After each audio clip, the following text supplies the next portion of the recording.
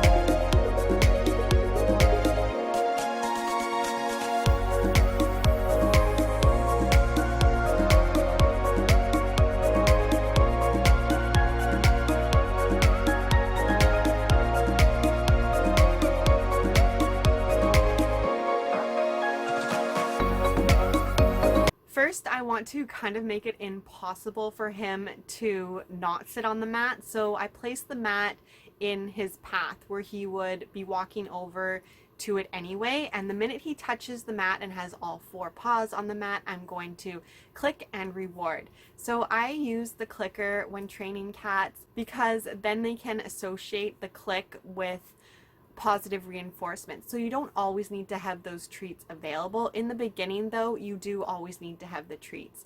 So every time he gets on the mat, I click and give him a treat. And then I'll toss a treat away so he gets off the mat.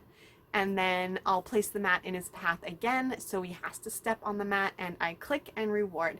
So he's going to learn that every time he goes to the mat and stays on the mat, he's going to get a reward. So he's going to want to repeat this behavior and want to sit on the mat to get that reward, to get that treat.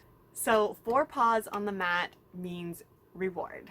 And in the beginning, I'm keeping this very simple so he can easily and quickly get to the mat and sit on the mat. It could take a few sessions. You might need to start with a bigger mat if your cat doesn't seem to grasp the concept and isn't understanding what you want them to do.